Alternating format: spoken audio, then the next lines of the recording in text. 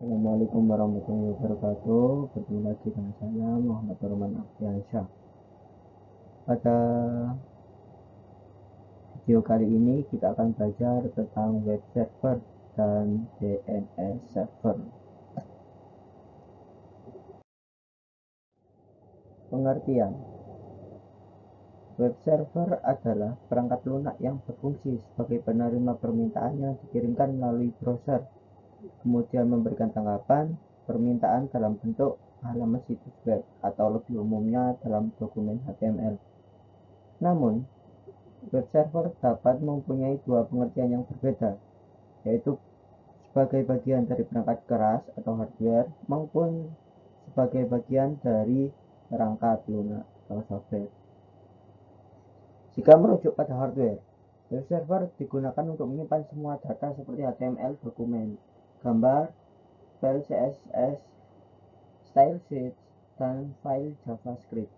Sedangkan pada sisi software, fungsi web server adalah sebagai pusat kontrol untuk memproses permintaan yang diterima dari browser. Jadi, sebenarnya semua yang berhubungan dengan website biasanya juga berhubungan dengan web server, karena tugas web server adalah mengatur semua komunikasi yang terjadi antara browser dengan server untuk memproses sebuah website. Saat ini, ada beberapa pilihan web server yang tersedia, misalnya kayak Mozilla, Firefox, kemudian Google Chrome, Microsoft Edge.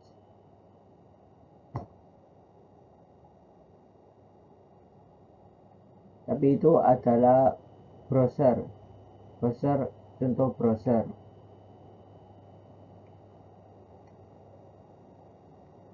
Pada tahun 1990, web server adalah proyek yang diusulkan pada dasarnya di CERN, Organisasi Riset Nuklir Eropa. Bernama CERN HTTP yang diusulkan oleh Sir Tim Berners-Lee. Web server ini berjalan pada server NeXT. NeXT merupakan perusahaan yang didirikan oleh Steve Jobs setelah keluar dari Apple. Pada tahun yang sama, ditemukan pula browser pertama kali yang dinamakan oleh World Wide Web, makanya disingkat dengan WWW. Kemudian cara kerja, seperti yang ada di gambar. Seperti penjelasan sebelumnya, saat mengambil halaman website, browser mengirimkan permintaan ke server yang kemudian diproses oleh web server. HTTP request dikirimkan ke web server. Sebelum memproses HTTP request, web server juga melakukan pengecekan terhadap keamanan. Pada web server, HTTP request diproses dengan bantuan HTTP server. HTTP server merupakan perangkat lunak yang bertugas sebagai menerjemahkan URL atau alamat situs web, serta HTTP, protokol yang digunakan browser untuk menampilkan halaman website. Kemudian, web server mengirimkan HTTP response ke browser dan memprosesnya menjadi halaman situs web. Nah, pada saat web server menerima HTTP request dari browser, jika diperlukan, web server akan mengirimkan query ke database untuk memenuhi permintaan HTTP request yang dikirimkan oleh browser. Kemudian, web server sebagai hardware. Jika merujuk pada hardware, web server digunakan untuk menyimpan semua data seperti HTML, dokumen,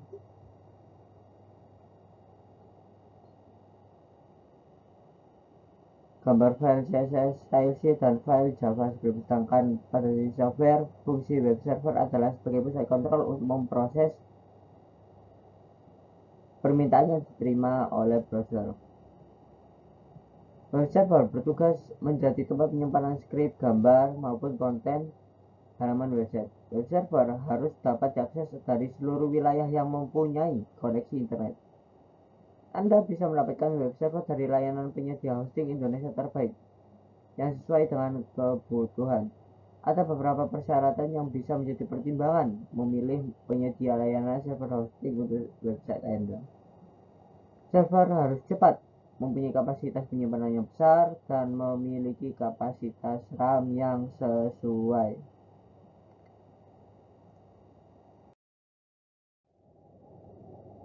Nah, seperti yang disampaikan sebelumnya adalah merujuk pada pengertian web server sebagai software.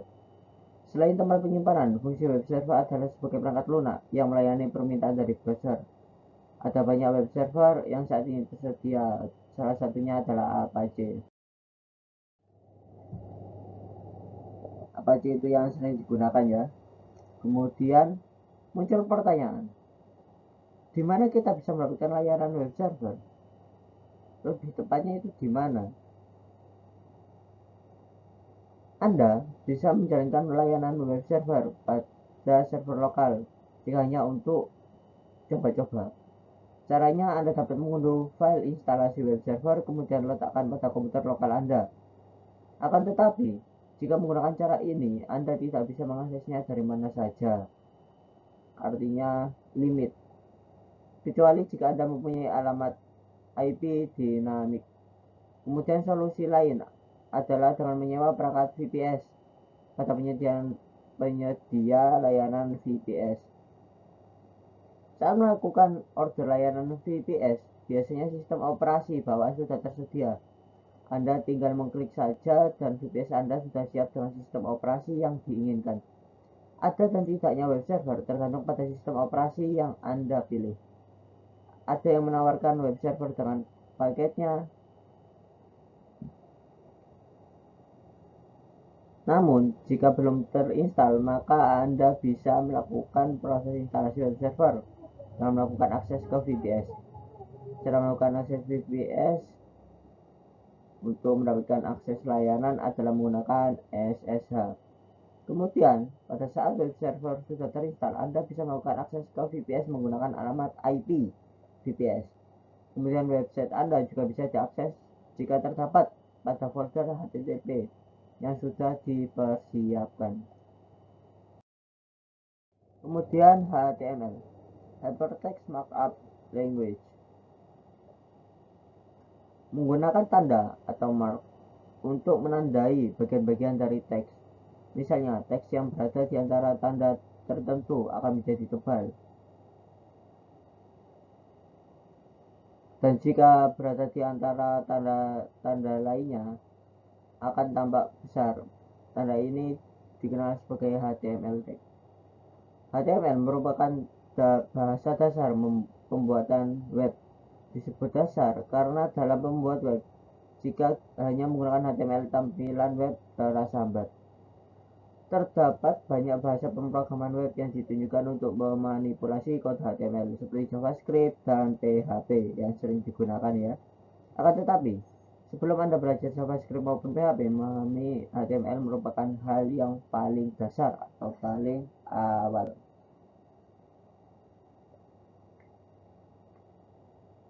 Di dalam HTML, sebuah teks biasanya dapat berfungsi lain. Kita dapat membuatnya menjadi link yang dapat berpindah-pindah dari satu ke halaman yang lain. Hanya dengan mengklik teks tersebut. Kemampuan teks ini yang dinamakan hypertext. Walaupun pada implementasinya nanti tidak hanya ada teks yang dapat dijadikan link, bisa dari gambar atau video atau icon lah, itu bisa. Kemudian pengertian HTTP dan HTTPS. HTTP, Hypertext Transfer Protocol, adalah seperangkat aturan untuk mentransfer file, teks, gambar, suara, video, dan semua file multimedia lainnya di www. Setelah pengguna web membuka browser web mereka, secara tidak langsung mereka menggunakan HTTP. HTTP adalah protokol aplikasi yang berjalan di atas protokol TCP/IP dari protokol, yaitu protokol dasar untuk internet. Kemudian HTTPS, Hypertext Transfer Protocol Secure, adalah versi aman dari HTTP yang dilapisi SSL atau TLS sebagai protokol komunikasi data di www. Dengan protokol HTTPS memungkinkan komunikasi data antara web client dan web server transkripsi. Port yang digunakan HTTPS adalah 443. Kemudian, cara kerja HTTP dan HTTPS.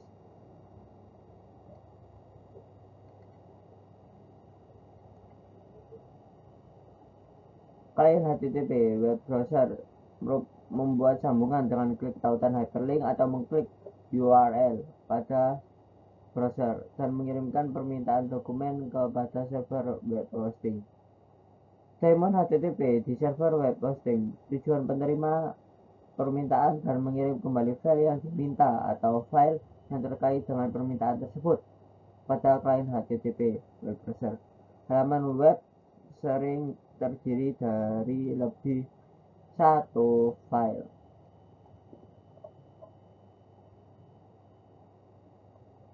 HTTP adalah protokol untuk komunikasi data antara klien dan server. Sebuah klien melakukan permintaan atau request dengan menghubungi ke port tertentu, biasanya 80, ke sebuah server web hosting.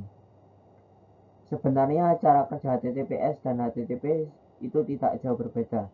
Hanya pada bagian validasi HTTPS yang digunakan pada website apakah valid atau tidak. Nah, itu biasanya disebut dengan SSN handshake atau jabat tangan. Apabila valid website akan menampilkan HTTPS dengan gembok hijau pada ujung kiri, itu pada browser itu macam-macam, ada yang hijau, ada yang putih, yang penting itu ada gembok, ikon gembok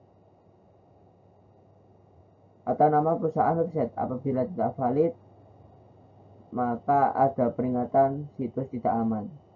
Nah, kalau kursor Anda pindah atau Anda arahkan ke gambar gembok, itu bisa muncul, atau Anda klik, maka ada tulisannya secure atau aman. Kemudian DNS, Domain Name Server atau DNS adalah sebuah sistem yang menghubungkan Uniform Resource Locator atau URL dengan Internet Protocol Address, IP address. Normalnya, untuk mengakses internet, Anda perlu mengetikkan IP address sebuah website.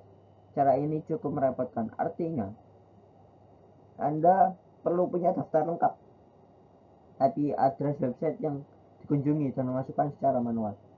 Nah, kan nggak mungkin kita harus menghafalkan semua website yang akan kita gunakan. Maka dari itu, kita menggunakan DNS. Nah, DNS adalah sistem yang meringkas pekerjaan ini atau pekerjaan yang Anda cari dengan mencari website.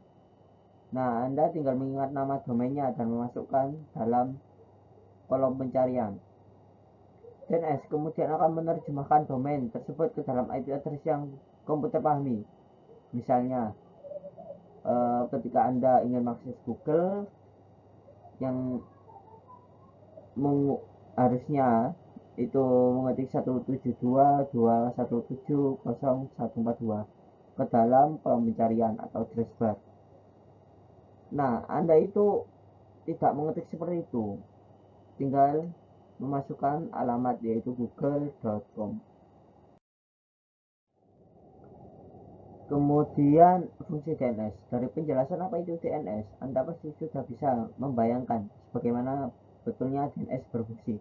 Namun supaya lebih jelas, berikut dijabarkan 3 fungsi DNS. Yang pertama, meminta informasi IP address sebuah website berdasarkan nama domain, kemudian meminta informasi URL sebuah website berdasarkan IP address yang dimasukkan. Kemudian bagian-bagian DNS. Jika Anda sulit membayangkan teknisnya, anggap saja ini seperti kegiatan mencari buku di perpustakaan.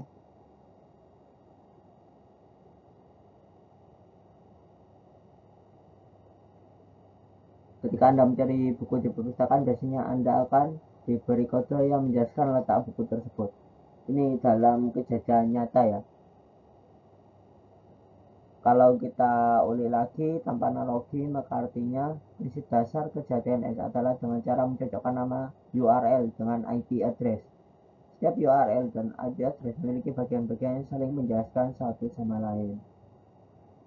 Jadi saling seperti apa ya, kayak translate kemudian menjelaskan. Nah, kita kembali ke analogi dalam perpustakaan. Kode buku perpustakaan yang tersebut dinamai dengan DDS atau DW Decimal System.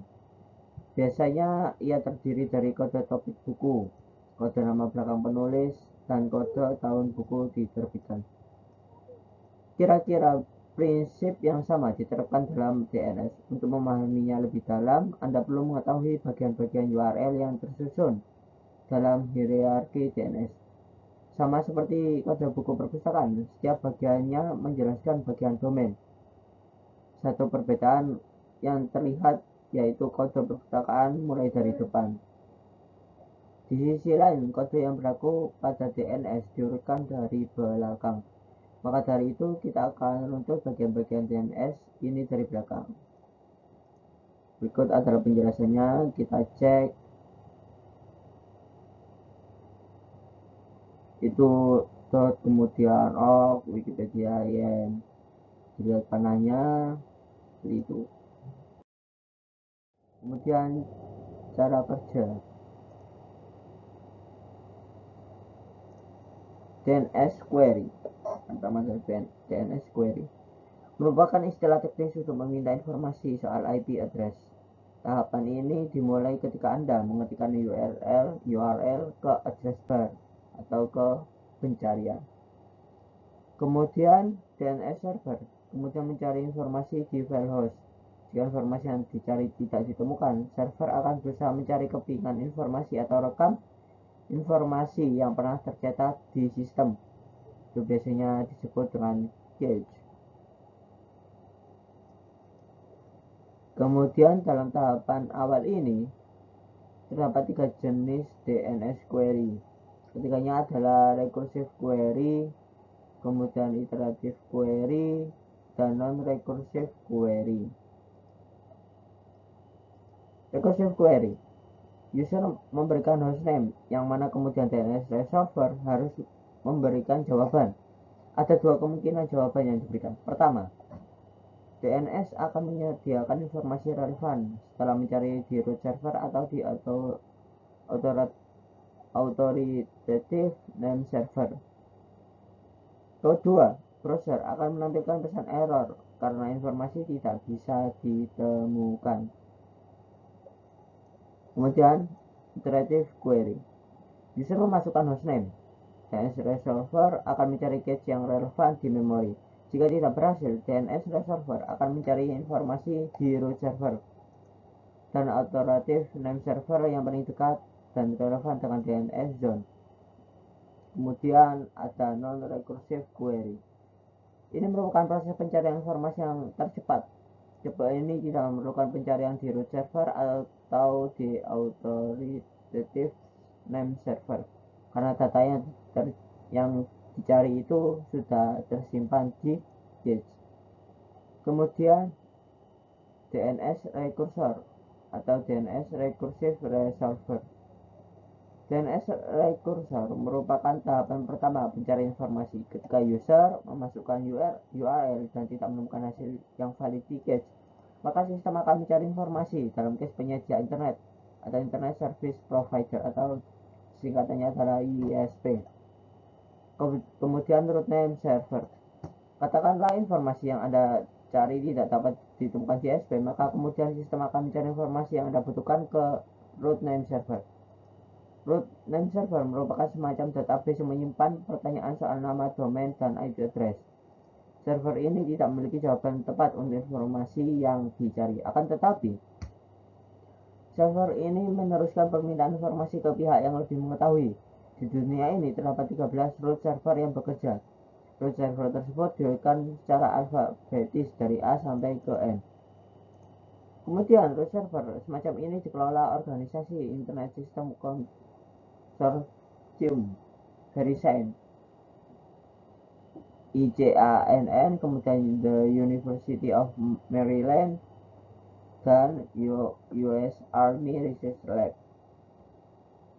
Kemudian ada TLD name server. TLD name server dari root name server, sistem akan membaca jenis informasi yang dicari dari top level domain. Setiap TLD seperti .com, .org, .edu, .id, .au, dan sebagainya memiliki server yang spesifik. Dengan membaca informasi ini, sistem bisa meneruskan pencarian informasi ke server yang benar-benar memiliki data yang dicari. Kemudian ada authoritative name server. Setelah menemukan clue atau petunjuk di mana server yang diinginkan, sampailah kita pada authoritative name server. Jenis server satu ini memiliki semua informasi lengkap soal situs web yang dituju. Ketika informasi yang diminta sesuai dengan hasilnya, maka browser akan menampilkan situs web atau halaman yang Anda minta di awal. Tentu saja hasil pencarian ini memiliki masa waktu tertentu. Kemudian proses pencarian ini akan diulang untuk memastikan informasi yang ditampilkan tetap up to date. Namun, tentu saja beberapa informasi ini disimpan dalam bentuk cache di device untuk menjaga proses query berjalan cepat. Kemudian macam-macam DNS. Informasi yang diminta user di dalam sistem DNS disebut dengan DNS record.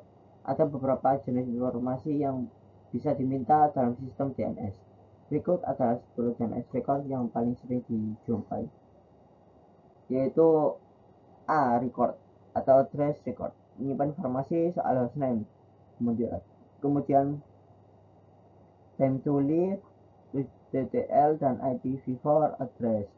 Kemudian triple A record, menyimpan informasi hostname dan hubungannya dengan IPv6 address. Kemudian ada MX record, merekam server SMTP yang khusus digunakan untuk saling berkirim email di suatu domain. Kemudian ada CNAME record, digunakan untuk meredirect domain atau subdomain ke sebuah IP address. Lewat fungsi satu ini, Anda tidak perlu memperbarui DNS record. Kemudian ada NS record, merujuk subdomain pada authoritative name server yang diinginkan. Record ini berguna jika subdomain Anda di hosting berbeda dengan domain. Kemudian ada PTR record, memberikan izin pada DNS resolver untuk menyediakan informasi soal IP address dan menampilkan hostname dengan cara reverse DNS lookup. Kemudian CRT atau cert record, menyimpan sertifikat inskripsi atau sertifikat keamanan. Kemudian SRV record, menyimpan informasi terkait lokasi komunikasi semacam priority, kemudian name, weight, port, kemudian points, dan TTL. Setelah itu ada TXT record, membawa dan menyalurkan data yang hanya bisa dibaca oleh mesin. Kemudian SOA record, bagian yang muncul di awal dokumen DNS zone. Bagian sama juga merupakan authoritative name server serta informasi lengkap sebuah domain. Kemudian kita akan melakukan praktikum sama seperti sebelumnya, kita akan menggunakan Cisco Packet Tracer. Skema jaringan yang digunakan adalah gabungan dari simulasi yang kita pelajari sebelumnya, yaitu subnetting, routing dynamic, RIP, kemudian wireless, dan jaringan DCHP. Semangat!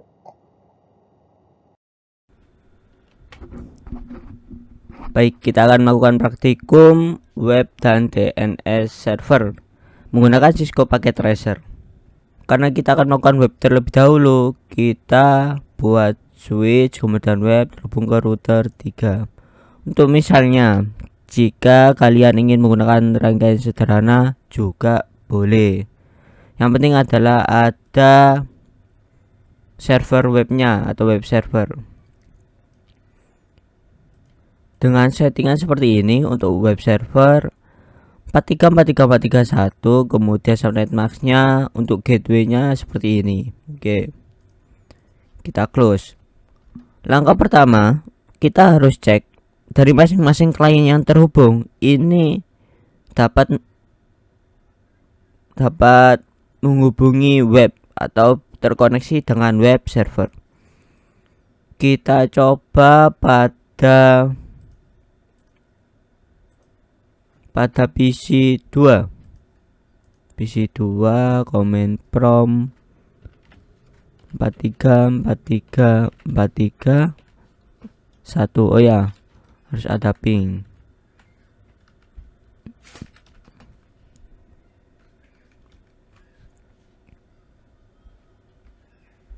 Oke, ini terhubung. Setelah itu PC5 ping 43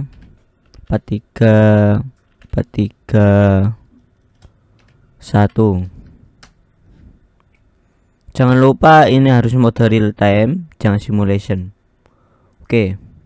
Setelah itu laptop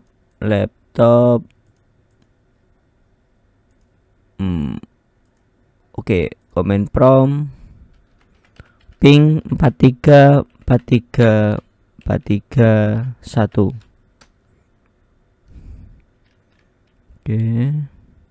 Oke, terima kasih. Kita coba ke smartphone ping 43 1.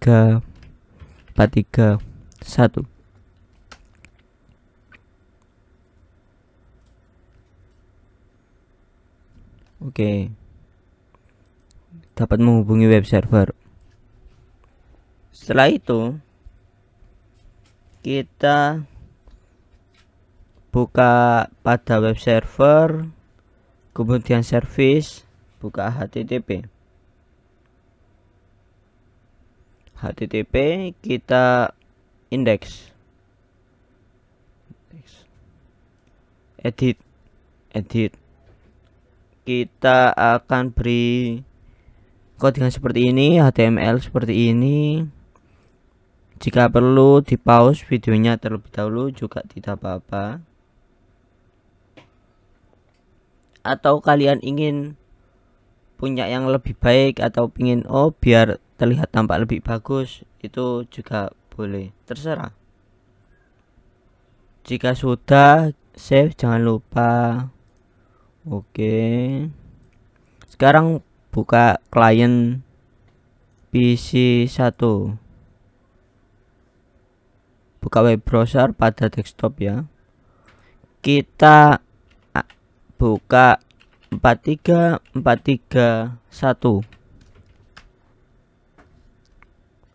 Ini muncul hasil selamat datang di official web Jarcom. Kita buka sesuai atau tidak. Oke, ini sama.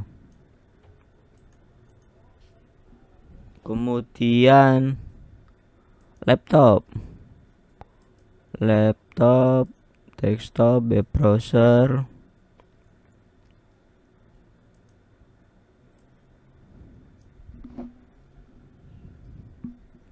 Oke, 43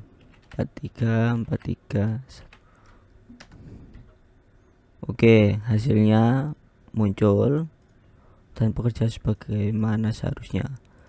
Buka smartphone, kemudian web browser, lakukan hal yang sama. Ketik 43 1. 43 1. Oke, sudah muncul ya, sesuai. Baik, kita akan melakukan praktikum DNS.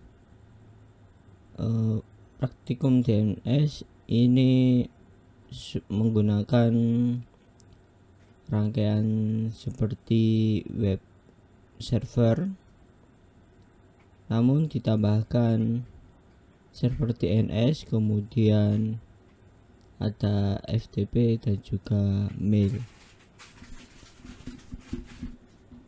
Jangan lupa untuk konfigurasi IP masing-masing. Ini untuk FTP, belakangnya 2. Untuk mail, belakangnya 4. Kemudian untuk DNS 1.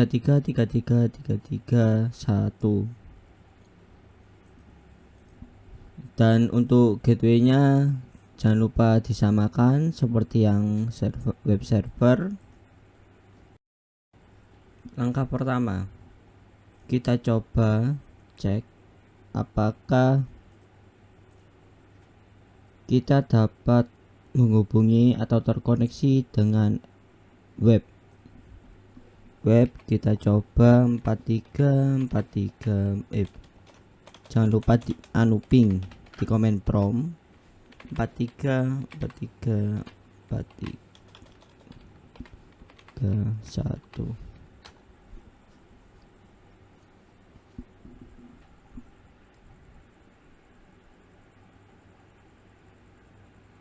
Oke, ada reply dari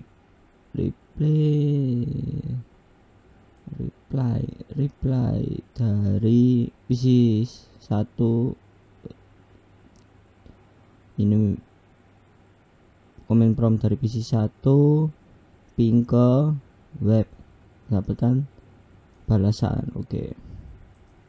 Sekarang PC 4 lakukan hal yang sama, komen prompt ping 434341.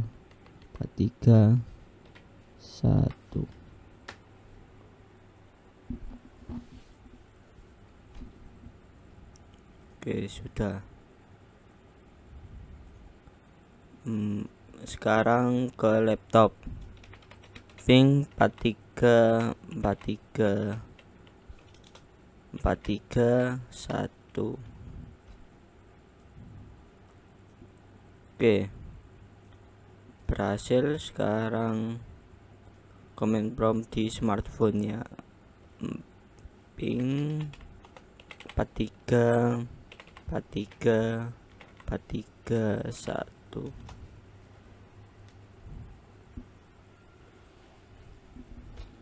Oke, berhasil. Sekarang kita ping dari PC 1 ping ke FTP server ping 434342.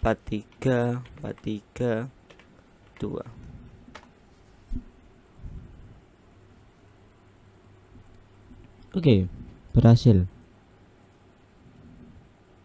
Kemudian kita coba lagi, namun ke DNS 3333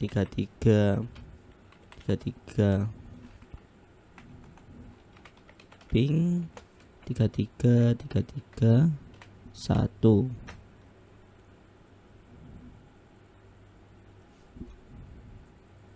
Kita tunggu. Oke, berhasil. Karena PC 1 dianggap saja perwakilan. Untuk yang awal tadi kan coba dari switch 1, switch 2, kemudian switch 3 berhasil ke jaringan switch 4. Untuk yang tadi DNS sama FTP kita wakilkan saja PC 1 untuk mempersingkat waktu. Kemudian aktifkan service DNS pada DNS server dan tambahkan entry DNS. Kita buka DNS, buka service, kemudian kita buka DNS, kita nyalakan, kemudian tambahkan pada kolom nama ftp.jarcom.com.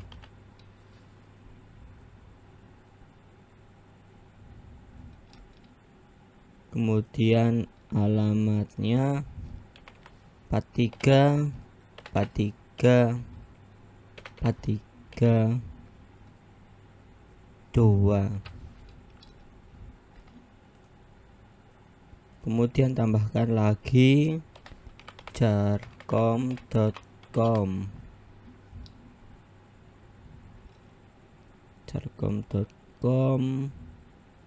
Alamatnya 43431. ini ke web, kemudian tambahkan. Setelah itu kita kasih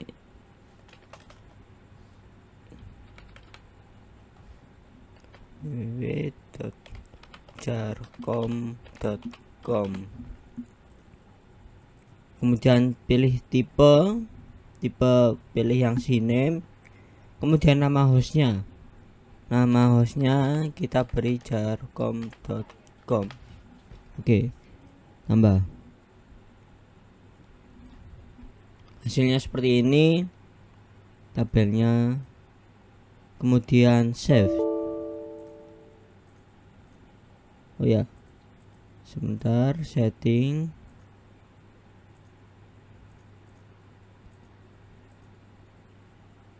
Oke, sudah.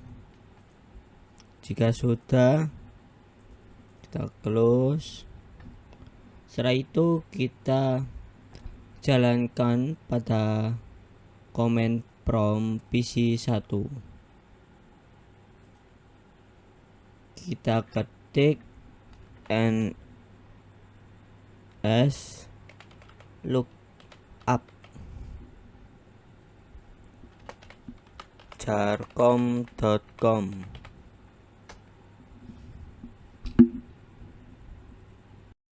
Oh ya, jangan lupa kita tambahkan dulu DNS servernya, kita samakan. Jangan lupa, jika belum bisa jadi terjadi kesalahan seperti itu.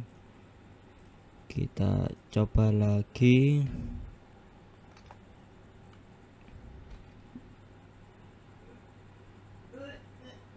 Request timeout. Coba PC2 ns lookup jarcom.com.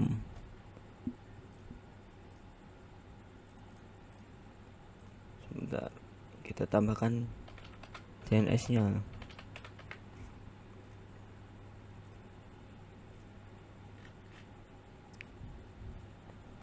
ns lookup jarcom.com. Oke, berhasil. Tadi masih error karena belum ditambahkan ke PC1 DNS, karena masih statik, jadi harus manual. Kemudian kita coba yang lain, yaitu ns lookup yang www.jarcom.com. hasilnya server, kemudian alamat, kemudian jawaban. Alamatnya 434341, 434341. Kemudian ada aliasnya, alias jarcom. Kemudian kita buka, ini kan yang dari command prompt untuk ns lookup. Kita coba web server. Kemudian kita buka yang www.jarcom.com. Hostname unresolved. Sekarang kita coba cek. Oh, masih ada kesalahan. Jarcom. Oke, berhasil. Muncul sebagaimana seharusnya yang ada di web server. Kemudian untuk DHCP kita cek sudah memberikan DNS server, jadi otomatis harusnya yang laptop ini sudah mendapatkan DNS server karena DHCP. Langsung kita jalankan desktop, web browser. Kita buka www jarcom.com. Oke, berhasil muncul sama seperti yang ada di web server. Setelah itu pada PC 1 kita jalankan perintah yang sama, nslookup di command prompt ftp jarcom.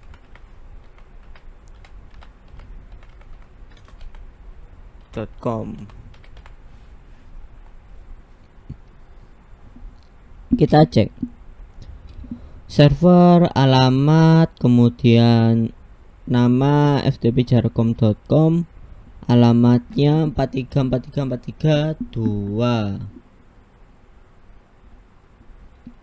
Nah, karena sudah muncul hasil seperti ini, kita ketik perintah ftp ke ftp.jarcom.com.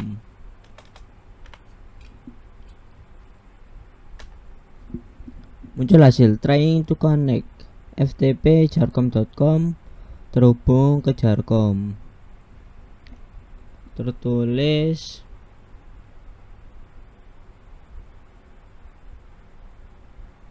oh ya, kita cek dulu FTP.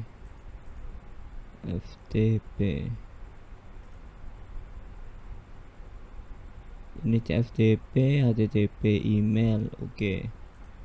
Kita cek API konfigurasi. Oke. Sudah.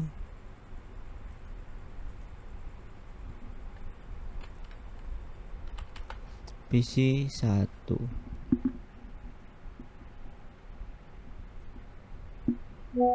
Username,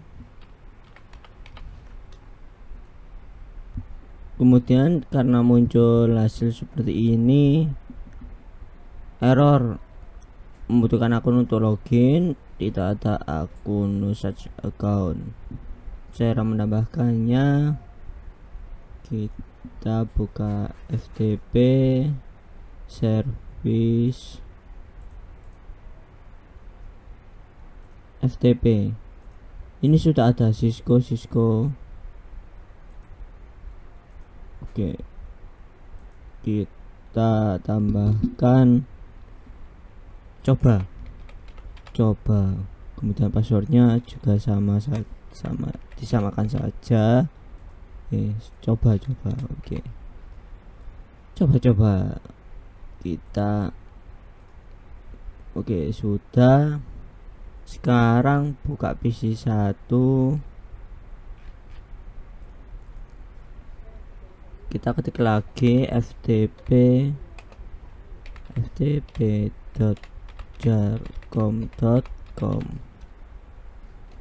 FTP.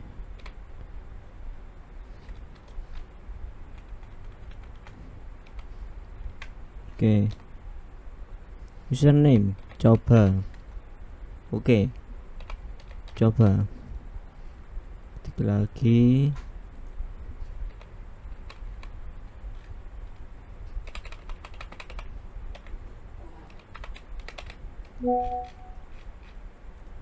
Sebentar, ini kenapa kok tidak bisa mengetik?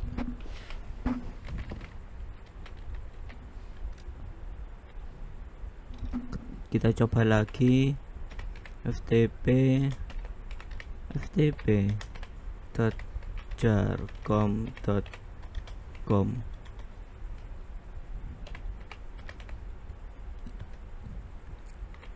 Coba. Loh, kenapa tidak bisa mengetik?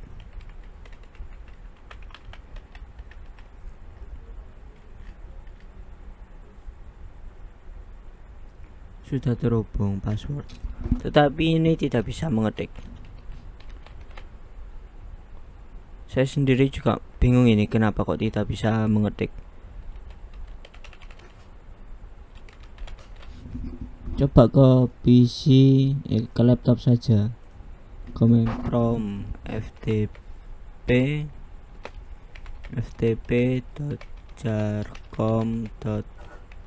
com. Oke, coba. Loh, tidak bisa juga.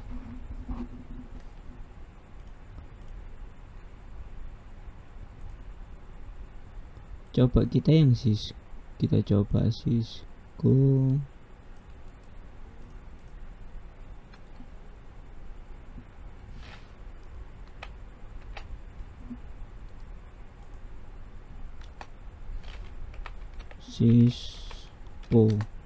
Oke, tidak bisa juga. Oke, jika ini seharusnya jika bisa itu, maka akan muncul hasil di bawahnya login, kemudian passive mode on. Nah, maka akan langsung muncul, maka akan langsung ke FTP nya. Oke, sekiranya saya mohon maaf bila ada kekurangan. Terima kasih sudah menonton. Wassalamualaikum warahmatullahi wabarakatuh.